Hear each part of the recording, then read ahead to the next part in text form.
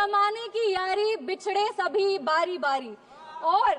और Bihar election will be the last nail in India alliances coffin.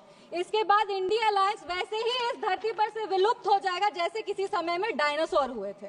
हम राहुल गांधी जी को बस यही कहना चाहेंगे, राहुल गांधी जी, ज्यादा चीनी देश के लिए और सेहत के लिए, दोनों के लिए हानिकारक है।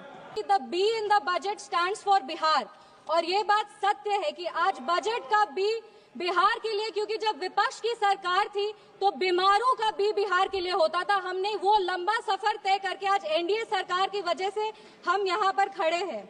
और अगर आज बिहार को 2-0 अधिक मिल रहे हैं तो विपक्ष को इतनी तकलीफ क्यों हो रही है? उस बिहार की बेटी है सर जो इस देश की रीढ़ की हड्डी है, वो चाहे आपके कॉर्पोरेट सेक्टर्स हो, वो चाहे आपके सॉफ्टवेयर आईटीज हो। जब बिहार को ज्यादा मिल रहा है तो विपक्ष को इतनी तकलीफ क्यों हो रही है? महोदय, आज अपनी पार्टी लोक जनशक्ति पार्टी की तरफ से इस आम बजट के समर्थन में अपने पार्टी का जो पक्ष है उसको रखने के लिए खड़ी हुई हूँ। बधाई दूंगी हमारे यशस्वी प्रधानमंत्री श्री नरेंद्र मोदी जी का और माननीय वित्त मंत्री श्री निर्मला सीतारमण जी का, जिन्होंने सफलतापूर्वक अपना 8वां बजट इस सदन में पेश किया है। पूरे बिहार की ओर से उनका आभार व्यक्त करूंगी, वित्त मंत्री का आभार व्यक्त करूंगी कि जब वो बजट को इस सदन में प्रस्तुत कर रही थी तब वो बिहार की बेटी पद्मश्री दुलारी देवी द्वारा जो उनको मिथिला पेंटिंग की साड़ी भेंट की गई थी वो पहनकर वो अपने बजट का भाषण दी थी। इससे बिहार का गौरव, बिहार का सम्मान बरकरार रहा है। 2037 तक विकसित भारत के निर्माण में सर ये बजट एक अहम भूमिका निभाएगी और सिर्फ भारत को विकसित बनाने में ही नहीं, बिहार को भी विकसित बनाने में और बिहार के विकास को एक नई गति प्रदान करने में ये बजट एक बहुत महत्वपूर्ण भूमिका में रहेगी। कहीं हमने पढ़ा था कि the be in the budget stands for Bihar, और ये बात सत्य है कि आज बजट का बी बिहार के लिए, क्योंकि जब विपक्ष की सरकार थी तो बीमारों का बी बिहार के लिए होता था। हमने वो लंबा सफर तय करके आज एनडीए सरकार की वजह से हम यहाँ पर खड़े हैं। पूरे विश्व को शून्य देने वाले आर्यभट्ट, जो पूरे विश्व को शून्य दिए थे, उनका जन्म बिहार में हुआ था और ये वही शून्य है जो दिल्ली विधानसभा चुनाव में कांग्रेस पार्टी को आई थी। और अगर आज बिहार को 2-0 अधिक मिल रहे हैं तो विपक्ष को इतनी तकलीफ क्यों हो रही है? जिस सरकार ने बिहार में विकास लाए हैं, बिहार हमेशा उनका आभारी रहेगा। हम उस बिहार की बेटी हैं सर जो इस देश की रीढ़ की हड्डी है, वो चाहे आपके कॉर्पोरेट सेक्टर्स हो, वो चाहे आपके सॉफ्टवेयर आईटीज हो, वो आपके इंफ्रास्ट्रक्चर को खड़ा करने वाले मजदूर हो, वो आपके घर के सहयोगी हाथ हो। हर घर में सर एक बिहारी है, आपके घर को घर बनाने वाला आदमी बिहारी है।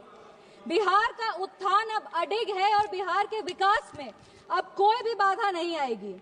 रीजनल फेवरेटिज्म की बात करते हैं सर, 2004 में डीएमके पार्टी के समर्थन के लिए तमिल को क्लासिकल लैंग्वेज घोषित कर दिया गया था और उसके लिए एक यूनिवर्सिटी की स्थापना भी की थी। तब बिहार वासी को और बिहारियों को कोई दिक्कत नहीं था, पर आज जब बिहार को ज्यादा मिल रहा है तो विपक्ष को इतनी तकलीफ क्यों हो रही है? बिहार में आज जीडीपी का मतलब है ग्रॉस डोमेस्टिक प्रोडक्ट, बट जब विपक्ष की सरकार थी तो बिहार में जीडीपी का मतलब था गुंडागर्दी, डकैती और पॉवर्टी। हम बिहार में जमीनी स्तर पे काम करते हैं, इन लोगों ने बिहार में जमीन हड़पने के लिए काम किया है। हम दोनों में बस यही अंतर है। संविधान विरोधी कहते हैं और नेता प्रतिपक्ष भी जब राष्ट्रपति अभिभाषण के धन्यवाद प्रस्ताव में बोल रहे थे तो जितने बार उन्होंने भारत का नाम नहीं लिया था उससे ज्यादा वो चाइना के बारे में बात कर रहे थे।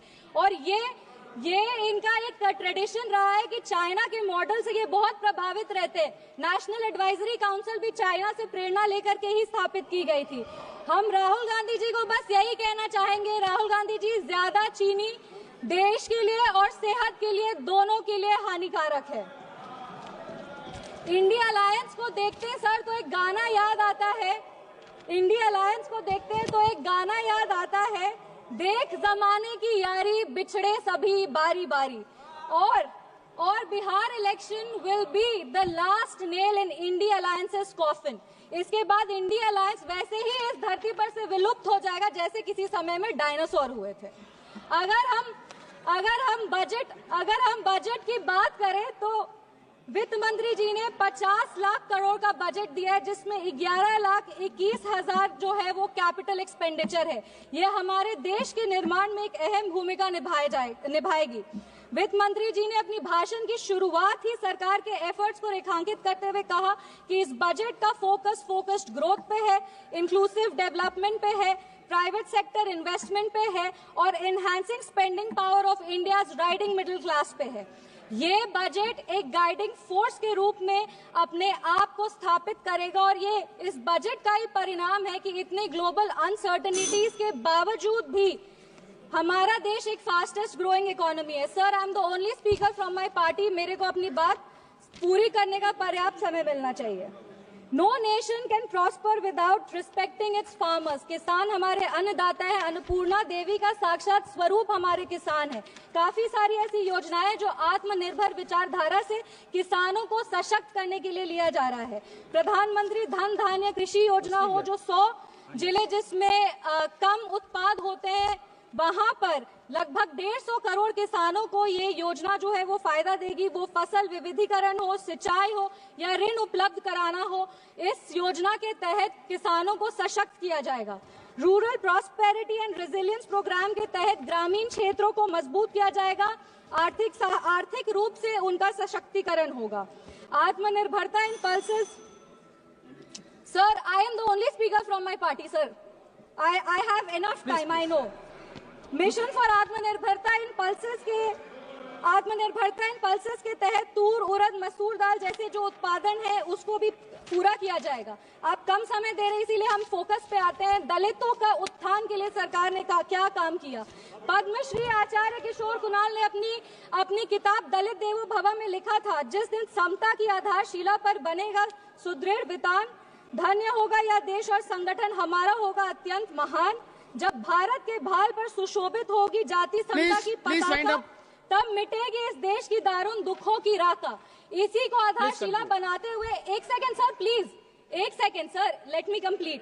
इसी को अपनी आधारशिला बनाते हुए दलितों के लिए बहुत काम हुआ। उसके कुछ आंकड़े हैं जो हम पेश करना चाहेंगे।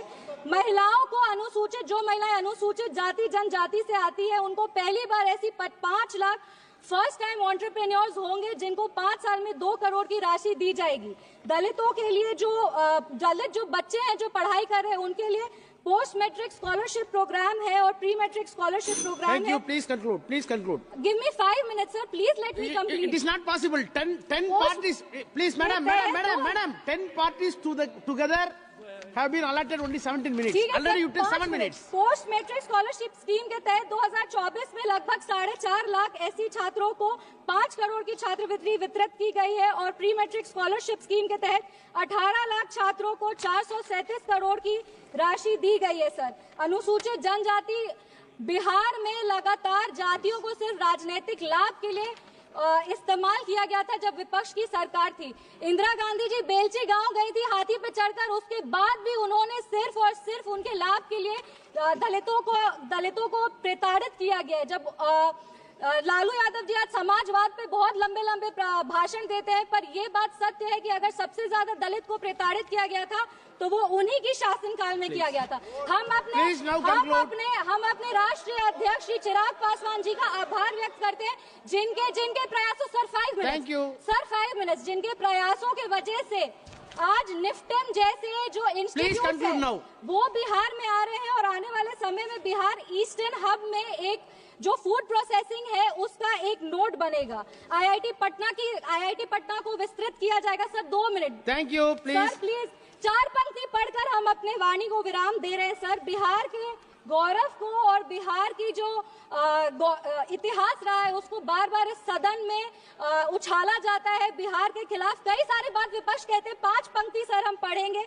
चाणक्य सा ज्ञानी हूँ मैं, जनक सा स्वाभिमानी हूँ मैं, मांझी सा जिद्दी हूँ मैं, बोध गया में सिद्धि हूँ मैं, आर्यभट्ट सा गणितज्ञ हूँ मैं, डॉक्टर राजेंद्र प्रसाद सा राजनीतिज्ञ हूँ मैं, शेर का दहाड़ हूँ मैं, हाँ बिहार हूँ मैं, मिथिला की मिठास हूँ मैं, वैशाली का इतिहास हूँ मैं, मगध का साम्राज्य।